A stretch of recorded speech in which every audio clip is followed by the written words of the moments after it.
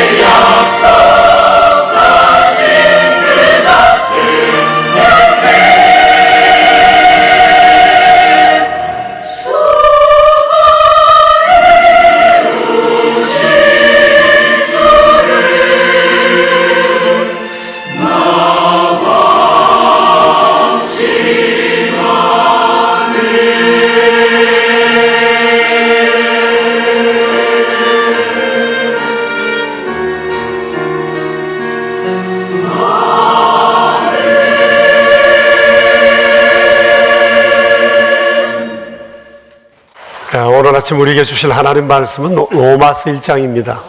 로마서 1장 1절부터 7절에 있는 말씀입니다. 오늘 성경 읽기 1과 맨 앞에 있는 부분입니다.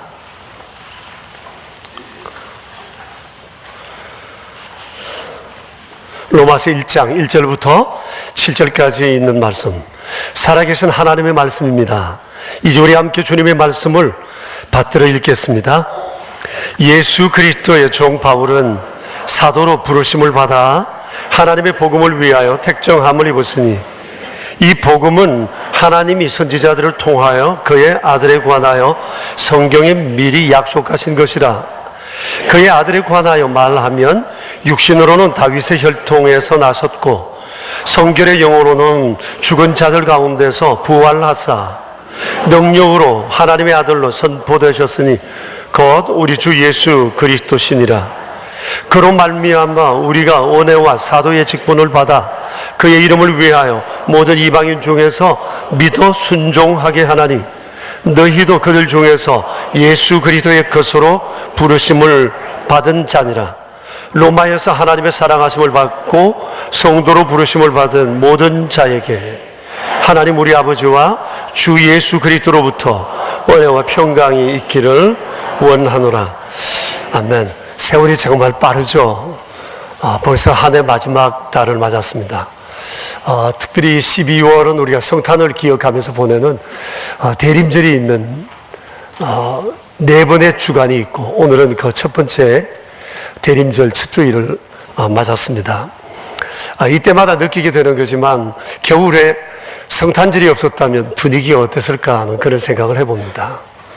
전 세계에 흩어진 기독교회는 예수님 성탄 전 넉 주간을 대림주일로 지키고 있습니다. 그 의미는 이미 우리를 구원하시기 위해서 세상에 오신 주님께 감사하고 또 기뻐하며 다시 오실 주님을 우리가 기대하자, 이런 마음으로 서로 격려하기 위해 이 대림절을 지키고 있습니다. 여러분, 성탄절 그러면 떠오르는 추억들이 있으시죠? 여럿 있으시죠? 이번 나라지 16쪽에 보면 송상수 집사님께서 글을 하나 실었는데, 1차 세계대전 때 있었던 크리스마스 날 있었던 실화를 영화로 만든 그 얘기였어요. 읽어보신 분 계십니까? 메리 크리스마스라고 하는 영화에 관한 내용이었습니다. 저도 오래전에 그 영화를 본 적이 있는데, 여러분 한번 대림절 기간 이 영화 다시 한번 보시면 퍽 감동이 되지 않을까. 크리스마스가 우리에게 주는 참된 의미를, 크리스마스가 세계 많은 사람들 마음속에 어떻게 영향을 미치고 있는지를 우리가 다시 한번 생각해 볼 수 있다, 그렇게 얘기해집니다. 여러분, 개인적으로 성탄 추억 어떤 게 있으세요? 팍팍 떠오르는 장면이 뭐예요? 새벽송. 저도 한 몇 컷이 있어요. 성탄절 그러면 한꺼번에 확 떠오르는 몇 장면이 있는데, 첫 번째는 제가 유치원 다닐 때 교회에서 했던 이 성탄 전날, 성탄 발표회. 제가 그때 요셉으로 분장했는데, 그 모습이 지금 보입니다. 그리고 고등학교 1학년 가을에 제가 교회 등록을 정식으로 처음 했거든요. 그리고 등록하고 얼마 뒤에 성탄절이 왔는데 새벽송을 나가게 된 겁니다. 부산시내 전시적으로 우리 교우들 한 20명씩 어린아이부터 어른까지 함께 묶어서 전 지역으로 나가서 새벽송을 했는데, 50년 전 12월 25일이 어찌나 춥던지요. 자주 덜덜 떨며 다녔습니다. 요즘 겨울은 겨울도 아니에요, 그죠? 그 당시에는 굉장히 추웠어요. 근데 너무 추워서 이거 어떻게 해야 되나, 갈 수도 없고. 그러던 중에 어느 집에 갔더만 우리 모두를 집 안으로 초청을 해요. 방을 따뜻하게 데워놓고요, 아주 달콤한 단팥죽을 내놓는 겁니다. 단팥죽을 먹고 또 먹다가 서로를 잠이 들었어요. 그러다가 다시 새벽송을 나갔던 적이 있는데, 제가 그 뒤로는 교회를 안 나갔거든요. 그런데도 그 두 장면이 저로 하여금 주님의 교회를 언제나 친근하게 생각하고 언젠가는 내가 교회 다시 나가리라. 크리스마스 그 추억이 저를 이렇게 이끄는 힘이 있었다 하는 것을 제가 느끼게 됐습니다. 세 번째 컷은 우리 명선교회 이곳에서 창립하고 첫 번째 맞았던 성탄절이었어요. 그때 우리가 두 번째 저쪽 어떤 상가에 예배를 드리다가 비좁아서 그곳에서 예배를 드리지 못하고 우리 첫 번째 성전 건축이 되고 있는 중이었어요. 5개월 뒤에 헌당 예배를 드리는데 아직까지 들어갈 수가 없어요. 근데 겨울인데 어떻게 해요? 창문을 대충 막아놓고 우리가 예배를 드렸어요. 첫 번째 성탄절을 어떻게 보낼까 제 아내하고 궁리하다가 제 아내가 그 도넛을 만들었어요. 밀가루 밀어서 이렇게 찍어내가지고 튀기고 둥근도 튀기고 꽈배기도 하고 이래가지고 그때 성탄절 예배 드리고 난 다음에 도넛을 설탕에 이렇게 막 붙여서 먹었는데 제가 먹은 지금까지 최고의 도넛 성혜 여사 기억나요? 그때 너무 맛있었어요. 그리고 그 전날 크리스마스 이브 우리도 첫 행사를 했거든요. 그때 정말 감동적인 일이 하나 있었어요. 그로부터 20일 전쯤에 우리 동네 아주 가난하게 사시는 한 분이 병이 들어 곧 죽게 됐다는 소문을 듣고 우리가 가서 그 사람을 많이 처치해서 대학병원에 입원을 시켰어요. 근데 그분을 집도했던 원장 선생님 얘기가 조금만 늦었으면 죽었대요. 그분이 정말 하나님의 은혜로 살아났거든요. 20일 만에 퇴원해서 오는 날이 바로 크리스마스 이브였어요. 우리 교우 중에 몇 분이 차를 가지고 대구 동산병원에 가서 그분을 태워 왔습니다. 7시쯤 되었는데 하늘에서는 눈이 펄펄 내리고 있었습니다. 그때 이 사람이 등장한 겁니다. 얼마나 감동이 컸겠어요. 다 죽어가던 사람이, 죽었다 생각했던 사람이 돌아왔으니까요. 정말 그의 첫 번 성탄절은 우리 모두에게 큰 감격이 아닐 수 없었습니다. 동네 사람들도 그 일로 인해서 얼마나 기뻐했는지 모릅니다. 그래서 이번 이 성탄절 대림절을 맞으면서 이런저런 생각하다가 우리 명선의 자녀들은 훗날 명선의 성탄을 어떻게 기억할까? 그래서 어떻게 하든지 간에 아이들에게 성탄의 사연을 많이 만들어주고 싶다는 것이 제 마음의 생각입니다. 아마 아이들은 나름대로 성탄 그러면 교회에서 경험했던 여러 성탄절이 떠오르지 않을까 생각을 해요. 오늘 우리는 성탄과 관련한 말씀을 읽었습니다. 성탄의 기원에 관한 말씀이에요. 오늘 이 본문 중심으로 해서 4가지 주제로 말씀을 드리겠습니다.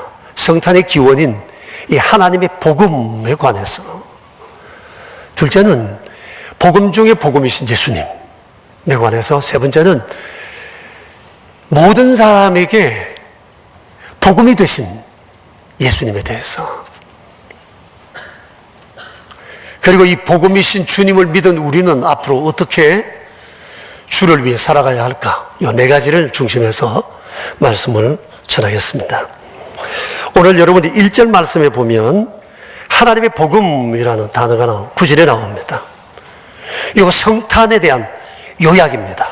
하나님의 복음이라고 했어요. 여러분, 복음이라는 말은 기쁜 소식, 좋은 소식, 혹은 복된 소식이라는 얘기인데, 성경은 바로 하나님 복음에 관한 책이에요. 처음부터 끝까지 성경은 하나님의 복음의 내용으로 가득 차 있어요. 굉장히 많은데 제가 몇 가지만 예를 들어 말씀을 드리겠습니다. 첫째가 천지 창조입니다. 하나님의 복음이에요. 이렇게 기록이 되어 있죠. 하나님이, 같이 읽어볼까요? 하나님이 자기 형상, 곧 하나님의 형상대로 사람을 창조하시되 남자와 여자를 창조하시고 하나님이 그들에게 복을 주시며 하나님이 그들에게 이르시되 생육하고 번성하여 땅에 충만하라, 땅을 정복하라, 바다의 물고기와 하늘의 새와 땅에 움직이는 모든 생물을 다스리라 하시니라. 그리고 하나님께서 지으신 모든 것을 보시기에 심히 좋았더라고 말씀하셨습니다. 하나님께서 놀라운 선물을 모든 인생에게 주신 거예요. 그리고 하나님께서는 세상을 살아갈 동안 사람들이 세상을 통치하고 다스릴 그 능력도 주셨다고 성경은 말씀하고 있습니다. 하나님께서 세상을 지어 사람에게 주셨다라고 하는 것이 복음이에요. 그러니까 하나님에 의해 창조된 세상은 그 자체로 복음의 세계였다 말할 수 있습니다. 그러다가 아담과 하와가 범죄하게 되면서 하나님의 복음은 새롭게 준비되어져야만 했습니다. 그래서 타락 이후에 나오는 모든 성경의 내용이 바로 타락한 하나님의 사람들을 어떻게 살리고 세우느냐에 관한 복음이에요. 타락으로 인해 하나님께서 새롭게 복음을 주셨는데 이 복음의 핵심이 타락한 사람을 살리고 사람을 세우는 거였습니다. 어떻게요?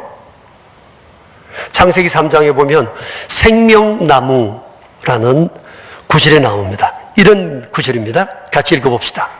여호와 하나님이 이르시되 보라 이 사람이 선악을 아는 일에 우리 중 하나같이 되었으니 그가 그의 손을 들어 생명나무 열매도 따먹고 영생할까 하노라 하시고 이같이 하나님이 그 사람을 쫓아내시고 에덴 동산 동쪽에 그룹들과 두루 도는 불칼을 두어 생명나무의 길을 지키게 하시니라. 여러분 생명나무라는 말이 이 본문에 있어요. 왜 생명나무가 복음일까요? 생명나무의 목적이 뭐예요? 생명나무의 역할이 뭐죠? 사람을 영생하게 하는 거예요. 이게 복음이에요. 사람을 영생하게 한다는 게 복음이거든요. 생명나무가 사람을 영생하게 한대요.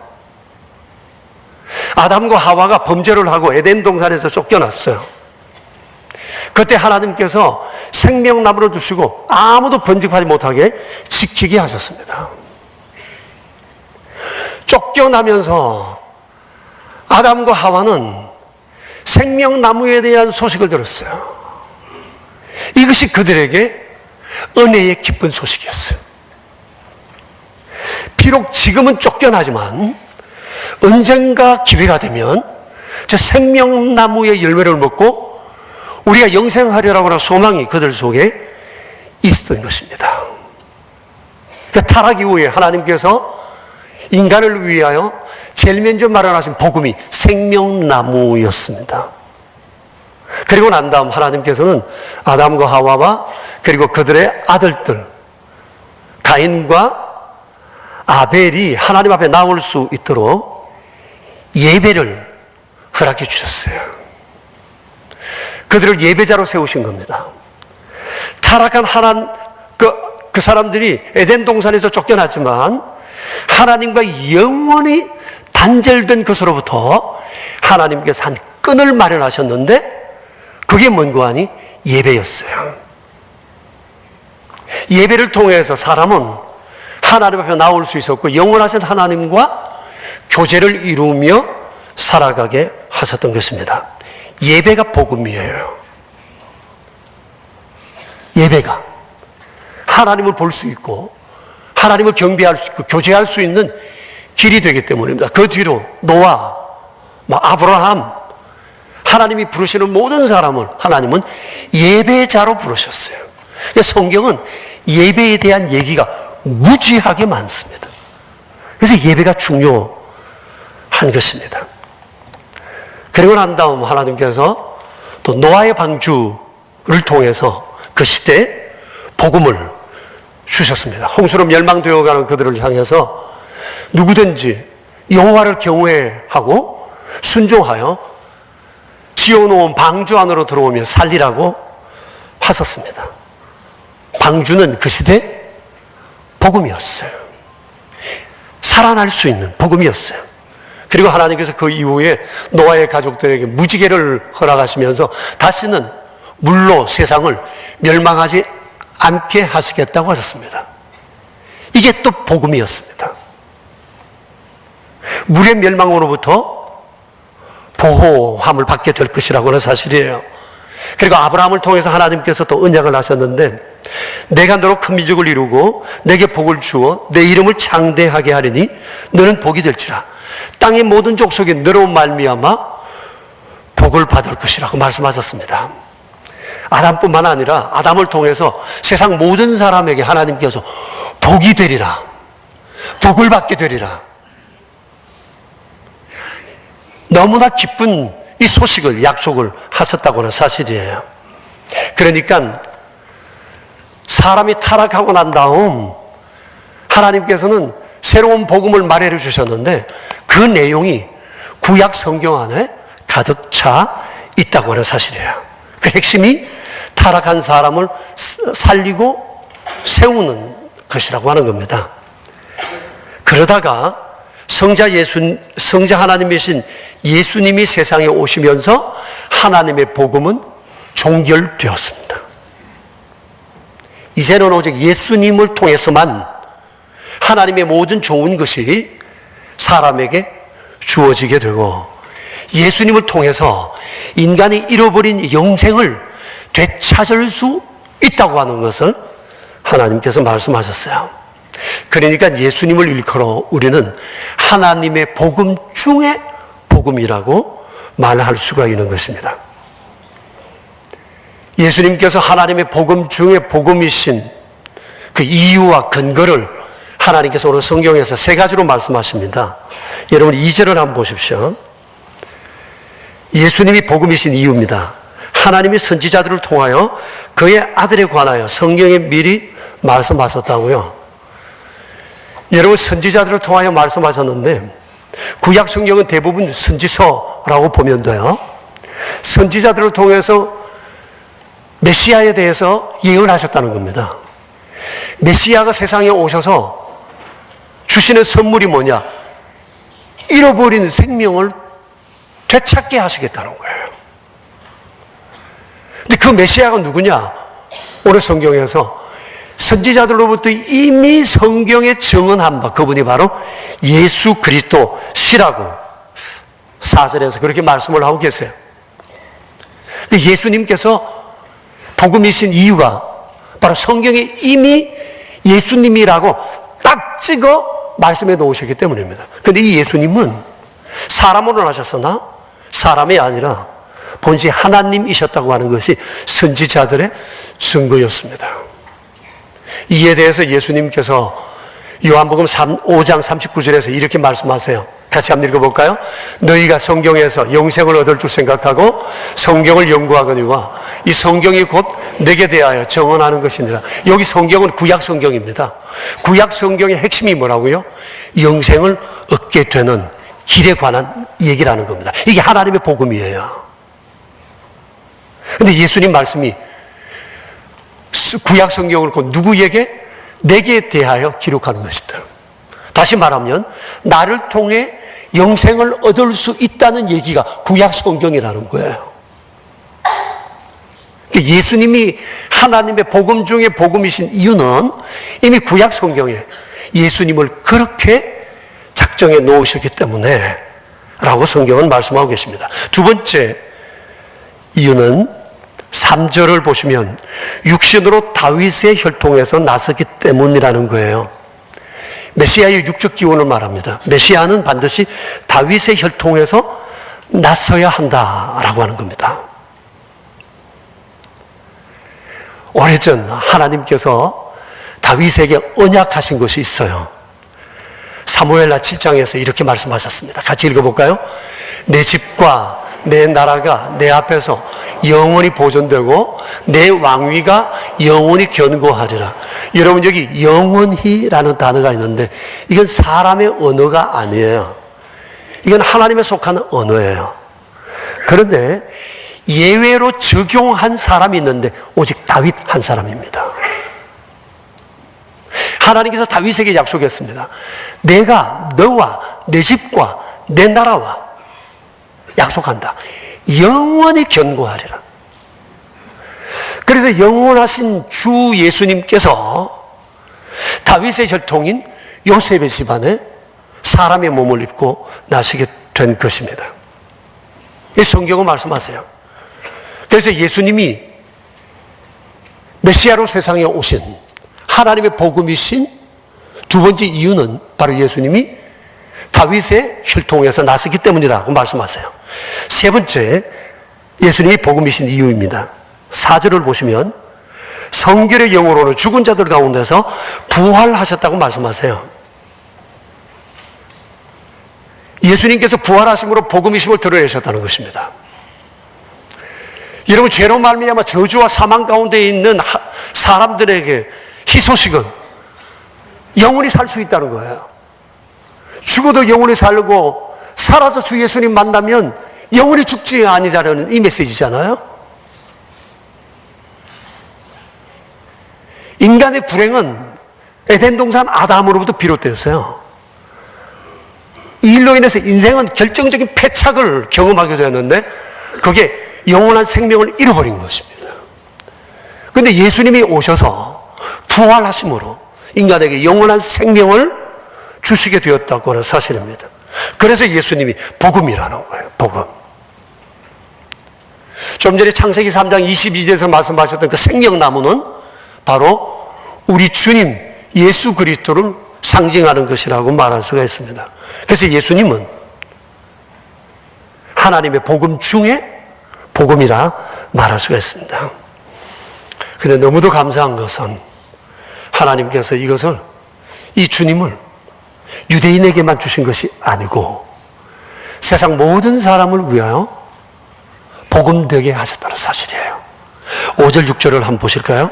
같이 읽어봅시다. 그로 말미암아 우리가 은혜와 사도의 직무를 받아 그의 이름을 위하여 모든 이방인 중에서 믿어 순종하게 하나니 너희도 그들 중에 예수 그리스도의 것으로 부르심을 받은 자니라 그랬습니다. 여기 여러분 몇 단어가 나오는데 우리, 이방인, 너희라고 했습니다.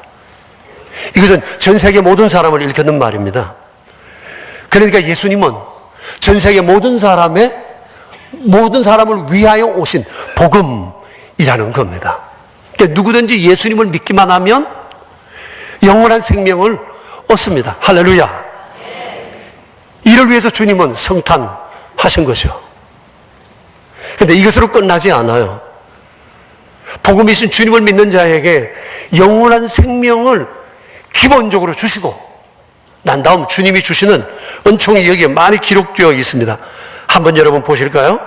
6절을 보시면 그리스도의 겉된다 하셨습니다.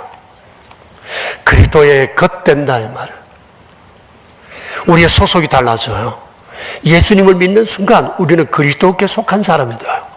그리스도와 연합한 자가 돼요. 편이 아니라 아예 그리스도와 하나 된다는 겁니다. 그리스도의 소유가 되어버린다는 거예요. 여러분, 우리 중에 어느 누구도 자기 것을 소중히 여기지 않는 사람 없어요. 예컨대 부모에게는 자식이 그렇게 소중할 수가 없어요. 어쩌면 부모는 자식을 위해서 존재하고 있다고 생각해도 과언이 아닐 것입니다. 주님께서 십자가에서 죽으시고 믿는 우리를 구원하시면서 하시는 말씀이 너는 이제 내 것이라고 말씀하세요. 무슨 의미일까요? 아끼고 돌보고 책임지시겠다는 겁니다. 요한복음 10장에서 이에 대해서 예수님이 이렇게 말씀하셨어요. 같이 읽어봅시다. 내가 문이니 누구든지 나로 말미암아 들어가면 구원을 받고 또는 들어가며 나오며 꼴을 얻으리라. 내가 온 것은 양으로 생명을 얻게 하고 더 풍성히 얻게 하려는 것이라. 나는 선한 목자라. 선한 목자는 양들을 위하여 목숨을 버린다. 이게 그리스도의 겉된 하나님의 백성들을 위해서 주께서 베푸시는 은혜입니다. 내가 책임질게. 나를 믿는 내 양된 너를, 목자인 내가 목숨까지 버리며 내가 너를 책임지겠다 라고 말씀을 하세요. 이거 얼마나 놀라운 선물인지 모릅니다. 영생을 주셔서 우리는 영원한 생명을 누리지만 이 세상 살아가는 날 동안 우리는 그리스도의 소유가 돼요. 그리스도 안에서 그리스도의 적극적인 돌봄 속에 살아간다고 하는 것입니다.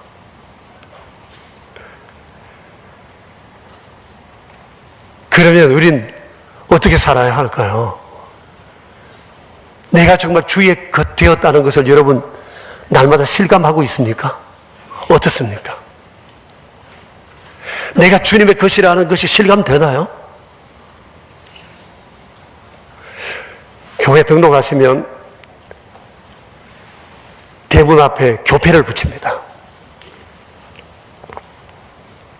그 의미는 이 집은 이제 소속이 달라진 집이라는 것을 드러내는 겁니다. 영적으로는 그리스도께 속한 사람이고 이 땅에서는 명선교회에 속한 사람이다. 그런 의미입니다. 다시 말하면 주님이 이 집의 주인이라는 겁니다. 이 집에 사는 사람들의 주인이 주님이시라는 겁니다. 근데 정말 주님 내 주인 맞나요? 보세요. 몇 사람 안 되잖아요. 주님 정말 내 주인 맞아요? 그러면 모든 인생의 결재권자가 누구예요? 주님 맞아요? 정말이세요? 정말 내 인생의 문패를 바꾸고 달았습니까? 여러분 집에 들어갈 때 성가대는 참 믿음이 좋다. 내가 참 이제 일로만 보고 설교해야 될까 보라 이래. 여러분 집에 들어가실 때마다 우리 집의 주인이 예수님이라는 생각을 늘 들어가면 나가면 그 생각하고 들어가세요? 아멘. 이종민 집사 나중에 따로 좀 봐요.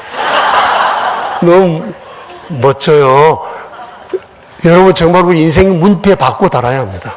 실제로 주님은 내 것이라고 그러는데 나는 자꾸 주님 멀리 가려고 해요. 주님은 나를 손으로 꽉 잡고 싶은데 자꾸 주님의 손에서 벗어나려 하는 게 이게 문제라는 거죠. 인생의 문패를 바꾸고 단 한 예를 말씀드릴게요. 이거 보셨죠? 여러분 집에 있으세요? 저 그림이 뭐죠? 예수님 보여요? 안 보이시는 분들은 회개 좀 하시고 다시 보세요. 저거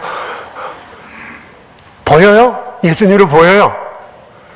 뭐 여기에 대한 그 사연은 여러분들 나중에 한번 어디 인터넷 들어가서 한번 찾아보십시오. 아직도 안 보이죠?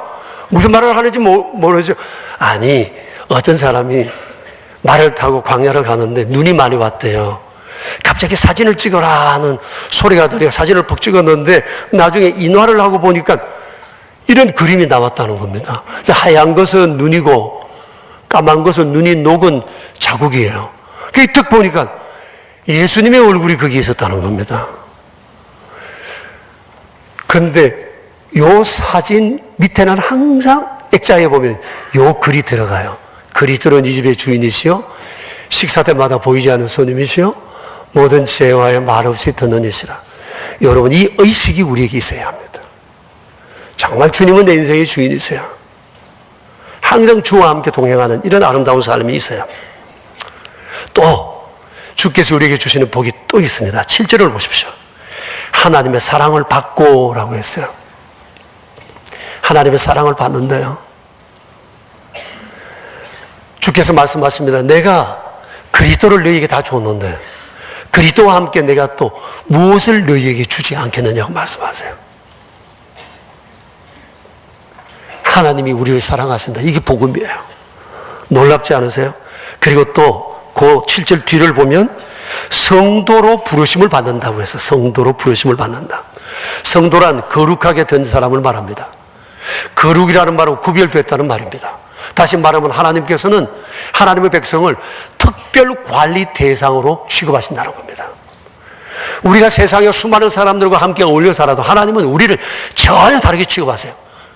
주를 믿지 않는 사람과는 전혀 우리를 다르게 주님은 이끌어 가신다는 거예요. 하나님의 이 섭리는 정말 놀라우실 것입니다. 우리는 전혀 다른 사람이에요. 하나님의 특별 관리 대상이라는 거예요. 그게 성도라는 말의 의미입니다. 여러분 실망하지 않으셔도 좋습니다. 주님은 우리에게 이렇게 완전히 꽂혀 계세요. 사진을 아이들이 학교 가서 사진 찍은 거 듣고 보면 부모는 제일 먼저 누구 얼굴을 찾아요? 내 새끼 먼저 찾아요. 내 새끼 보고 내 새끼 옆에 좀 잘생긴 놈, 못생긴 놈 이렇게 이제 따져 보기 시작해요. 내 아이가 눈에 들어올 때까지 단체 사진 안 보여요. 그렇지 않아요? 세상에 있는 모든 사람 가운데 하나님의 관심은 우리에게 집중되어 있다는 사실을 아셔야 해요. 그게 성도로 부르셨다는 겁니다. 구별해 놓으셨어요. 그리고 그 뒤를 보면 어떤 말씀이 있죠? 하나님 우리 아버지와 주 예수 그리스도로부터 은혜와 평강이 주어지게 된대요. 이것을 예수 그리스도를 믿는 자들에게 하나님께서 선물로 주셨답니다. 이 놀라운 선물을 우리 모두가 받았어요. 근데 문제는 이걸 내가 믿고 있느냐, 실감하고 있느냐, 경험하고 있느냐라고 하는 겁니다. 성도 여러분, 일단 이 사실을 우리가 잊어버리면 안 돼요. 나는 그리스도로 말미암아 영생을 얻었고 이제 그리스도의 것이 되었고 하나님은 언제나 나를 사랑하시며 나를 특별 관리해 주시고 은혜와 평강으로 나를 지키신다. 할렐루야. 우리 이 사실을 믿어야 해요. 믿고 날마다 이 삶 위에 내가 살아가고 있는지를 확인해야 돼요. 그리고 이 사실을 가지고 주님 앞에 기도하고 주장해야 돼요. 주께서 이것을 우리에게 약속하시기 때문이에요. 12월을 지내는 동안 우리가 이 사실을 더욱 경험하게 되기를 축복합니다. 자, 그러면 이제 우린 어떻게 살아가야 할까요? 첫째는 메리 크리스마스가 우리의 삶이 되어야 합니다. 성탄절의 대표 인사가 메리 크리스마스입니다. 그런데 메리 크리스마스는 두 가지 의미가 있습니다. 크게 말하면 메리 크라이스트입니다. 메리 크라이스트. 그리스도로 즐거워하라는 겁니다. 우리가 방금 본 것처럼 예수님은 충분히 즐거워해야 할 이유가 있어요. 힘들고 어려운 일이 생기더라도 예수님 생각하시면서 항상 감사하고 기뻐하라는 겁니다. 메리 크라이스트. 두 번째는 크라이스트 마스. 그리스도를 예배하라는 겁니다. 그러니까 메리 크리스마스라고 하는 이 말은 굉장한 신앙 고백이에요. 그렇기 때문에 이 성탄절 기간 동안 성도 여러분, 우리 서로 만나면 메리 크리스마스, 에브리데이 크리스마스로 인사하길 바랍니다. 메리 크리스마스를 에브리데이 하자는 것이 우리 이번 성탄절 구호입니다. 안 믿는 사람들에게도 가셔서도 우리가 메리 크리스마스로 인사를 해야 됩니다. 그러나 우리 마음에 믿음이 있죠. 주님, 이 사람도 주를 메리 크리스마스 하게 해주세요. 이런 마음을 가지고 그에게 메리 크리스마스로 외치는 겁니다. 옆 사람들과 함께 서로 나누어서 해볼까요?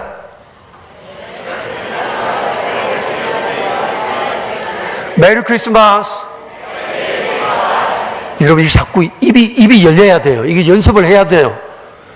이거 안 되면 처음 만나는 사람에게 이 말하기 참 어려워요. 낯선 사람에게. 특히 지금이 25일도 아니고 12월 1일인데 지금부터 메리 크리스마스 하기가 쉽겠어요? 그런데 우리는 이 믿음을 가지고 해야 돼요. 메리 크리스마스. 그리고 나머지 한 가지는 복음이신 예수님을 우리가 날마다 알려야 합니다. 여러분의 1절을 봅시다. 우리는 하나님의 복음을 위하여 택정함을 입었다고 했습니다. 이것이 주께서 우리를 부르신 이유입니다. 그래서 우리는 복음을 말해 주어야 합니다. 어떤 복음을? 예수님만 아니라 하나님의 복음 전체를 말해 주어야 합니다. 창세기 때부터 하나님께서 행하신 수많은 복음을 얘기해 주고 그 복음 중에 복음이신 예수님을 얘기해 줘야 된다 이 말이에요. 눈에 보이는 것으로 충분하지 않아요. 그것으로 살 수 없어요. 사람은 떡으로만 살 수 없어요. 그래서 예수님이 오셨다는 것을 말해 주어야 한다는 거죠. 대림절기는 예수님을 알리기 너무 좋은 기회예요. 그래서 여러분 나름대로 예수님을 어떻게 알릴까 강구를 하셔야 합니다. 그 중에 하나가 이 성탄절 카드를 보내는 것입니다. 내가 이거 카드 팔아먹으려고 그러는 거 절대 아니라는 거 여러분 아시죠? 이거 돈 안 돼요, 이거. 사실은 이게 교회 예산으로 한 거지만 이거 손해거든요, 500원. 근데 여러분, 많이 좀 알렸으면 좋겠다 싶어요. 이거 알리는 것 자체가 복음을 세상에 말해주는 매우 중요한 도구가 됩니다. 그리고 나라지에도 보면 성탄 소식 두 개가 담겨 있어요. 그것을 전해주는 것도 복음을 전할 좋은 기회가 될 것 같습니다. 여러분, 이제 우리 생각해 봅시다. 주님은 우리의 복음이 되시기 위해서 십자가를 지셨어요. 복음의 빛인 나는 이제 뭘 해야 할까요? 대림질 기간 동안 이걸 고민하면서 살아가는 우리 모두 되길 축복합니다. 함께 기도하겠습니다. 자비로우신 주님, 베푸시는 은총을 감사드리오며 이제 오직 복음의 사람으로 복음을 위해 사는 저희 되게 하여 주시옵소서. 예수님의 이름으로 기도합니다. 아멘. 우리에게 영원한 생명을 주신 주님의 은총을 감사드리며 예배 중에 귀한 예물과 동서남북 선교를 위한 헌금을 작정하여 주님 앞에 드립니다. 아버지께서 손길마다 기억해 주시고 다양하게 드려진 헌금의 손길들, 기도 제목들, 감사의 제목들 기억하사 영원히 주의 영광을 위해 드러내며 살아가는 저희가 될 수 있도록 은혜 더해 주시옵소서. 우리 구주 예수 그리스도 이름으로 기도드리오며 이제는 만왕의 왕 되신 주 예수 그리스도의 은혜와 만복의 근원 되신 아버지 하나님의 그 크신 사랑하심과 저희 안에 계셔서 날마다 우리를 복음의 길로 이끄시는 성령님의 교통하심이 여기 모인 명선의 모든 가족들과 가정과 주님의 몸 되신 교회 위에 이제로부터 영원히 함께 계시옵기를 간절히 축원하옵나이다. 아멘.